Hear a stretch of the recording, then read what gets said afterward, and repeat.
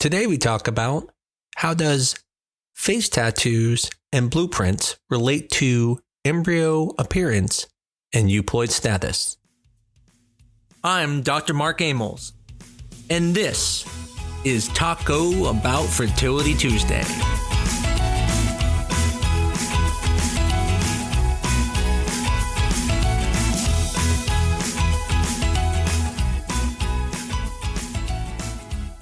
One of the common questions I get asked these days is, should I do PGTA testing?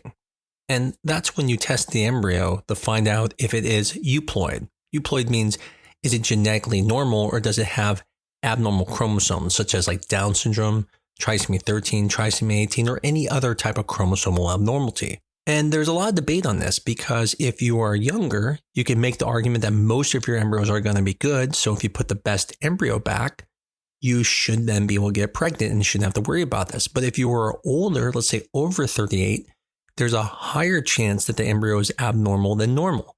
And so there is a benefit of doing PGTA. Now, some people like myself would say if it's free, then probably everyone should do it because there is a benefit. It does allow you to get pregnant faster because you know which embryos to put back. And so where I want to talk about today is specifically about that concept of how do you know if you need to use PGTA? And hopefully after I'm done with this, it will make sense that there really isn't a way for the embryologist to know if your embryos are normal or not. Even if your embryos are the Brad Pitt of embryos, it doesn't mean that they're going to be genetically normal. See, if you're looking at embryos from the standpoint of putting back the best embryo, the question is, why do the best embryos tend to give better pregnancy rates? And at first glance, you think, well, it's because the embryo's better, right? I mean, there's no question The Rock is obviously much more physically fit than me. And he's probably going to do much better in some type of obstacle course than I will. But when it comes to embryos, when we say something looks better, we're saying it doesn't have fragmentation. We're talking about symmetry. And so there is some truth that those better looking embryos do end up doing better. But what's interesting is that when you test the embryos and you find out which ones are normal or abnormal, that difference is much less. So the question is, why? Why are these embryos that look better do so much better than the other embryos that don't look as good when you don't do testing? And the reason is because the embryos that look better, that are morphologically better looking, end up likely being statistically more likely to be a normal embryo, meaning the genetics are normal. Whereas the embryos that are not as good looking have less chance of being normal. Now, when you first hear that, that sounds like, okay, so if I have a poor quality embryo, the chances are lower. Not exactly. It's just saying statistically that if you sit there and said, well, if I had 100 of these embryos that are, let's say, we'll call them C grade, and 100 of the A grade ones, would we find any normal ones in the C grade? So the answer is yes, you absolutely will.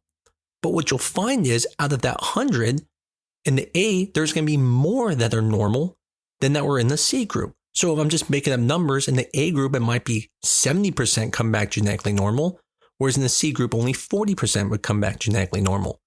So some still come back normal, it's just at a lower ratio. So it's important to understand that when you have an embryo graded and it might be their lowest quality, don't think it won't work. Just understand that if you didn't test the embryo, then at that point you don't know if it's normal or not. And that the lower the grade, the likelihood of being normal is going to be lower. But again, not zero at all. The way I would think of this is, imagine you took 100 people and you said, try to guess which ones have been to prison. And let's say half of them had face tattoos and the other half did not have any tattoos at all. Now, we all know having a face tattoo means nothing. I mean, you could be an amazing person, you can be the nicest person in the world, never even got close to a prison other than maybe driving by one.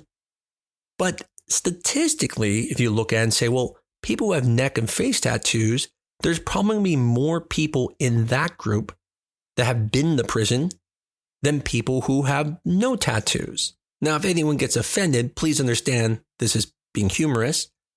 I don't think face tattoos make you go to prison, but the point is that in general, there's going to be a higher percentage. And so when we look at embryos, the lower quality embryos are kind of like the face tattoo embryos. They have a higher likelihood of being abnormal. Whereas the embryos that look more pristine, those embryos end up likely being more normal versus abnormal. So one of the reasons why PGTA is useful is because we can't tell you which embryos are normal or not. And so I've had patients who've gone through, got multiple embryos, and their worst embryo is the one that gets them pregnant and ends up being the one that was genetically normal. Now, when they went through IVF a second time, this time they did testing and we found they had a lot of abnormal embryos. And we would have just guessed which embryo to put back. We would have guessed wrong the first try or two. But by knowing which ones were genetically normal, we were able to pick the right embryo the first time. Whereas in the first time they did IVF, they had to go through all their embryos till they got to their worst embryo, and that was the one that got them pregnant. Whereas if they would have had the testing, they may have known that from the very beginning. Now, this does not mean a genetically normal embryo will always work.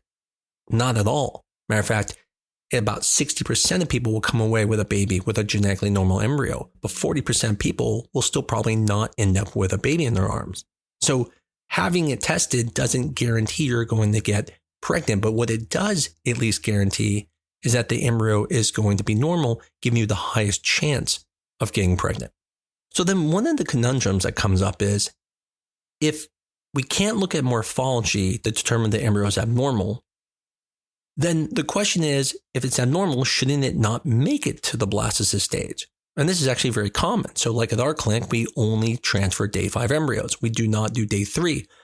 And some people will say, well, those day 3 embryos, they're normal, and by going to day 5, they're not making it to the end. And so potentially you're throwing away embryos that didn't make it to day 5. And this is a fair thought. However, if the embryo is normal, it's going to make it to blastocyst stage. One of the reasons embryos don't make it to blastocyst is because there's something wrong with their genetics. And so the reason why so many embryos can make it to day 3 is because not much has happened yet. The two analogies I usually use for this is I talk about how people go starting a job and they're at orientation. And so if John and Sally start a job and it's day 1, which would be, let's say, day 1 of the embryo, you're like, man, John and Sally are really good at their job. They came in, they're listening really well. They're very good. On day 3, you're just finishing orientation. They're starting the first day on the job. And you're like, hey, they look pretty good. I mean, Sally looks a little bit better, but John and Sally, they're still really, really good. Now on day 5, they've been at their job now for 2 days, no longer orientation. You realize, wow, John sucks at his job. Yet on day 3, you thought they were both about the same. Maybe Sally was a little bit better, but now you realize John really sucks. You really want to get rid of him. And that's because you had more time to observe him. He actually did stuff now. He did a job. Whereas before, he was just orientation. It was just listen to a video. Everyone can do that well. So from that same standpoint, the DNA is not being used much early on. Matter of fact, in the beginning, it's just dividing. But near the end, now it's saying, okay, you're going to be the embryo, you're going to be the placenta. And so more DNA is being used and it's more complicated. And so if there's something wrong, it won't make it to blastocyst stage. But the question comes up then, so why would any embryo that's abnormal make it to the blastocyst stage? Which is a really good question. And the reason is because whatever that DNA that's abnormal is not being used in the early part of development. And the analogy I use is blueprints. If you're going to build a building and you start off, let's call it like a 100-page blueprint. If the first 10 pages represents the first day of an embryo development, imagine if something was wrong there, the embryo wouldn't make it past the first day. There's something wrong in it. But if you go further down, let's say to day 4 or 5, and the blueprints are down to maybe page 40 or 50, if there's something wrong there, then it will stop at day 5. But if it's past day 50, so let's say it's like on page 80 or 90, you haven't got to that page yet when you're building the building. So your building is going to look great. It's not until the very end that you would figure out there's something wrong. Well, that's the same thing that goes on with embryos. In the beginning, the embryos end up using the very beginning of the DNA. And so if there's major problems, it's going to show up right away and they're going to stop on day 3. But if it's something later on in the chromosome, it may not be used or may not be important enough yet to cause the embryo to stop growing. And so the embryo is going to look beautiful. It's going to look like it's going to do great. And then you go and test and find it's abnormal. And it means that's why abnormal embryos can get to the blastocyst stage, and embryos that have major issues can't even get to that point. In the end, this doesn't mean everyone should do PGTA. This isn't a pro-PGTA podcast.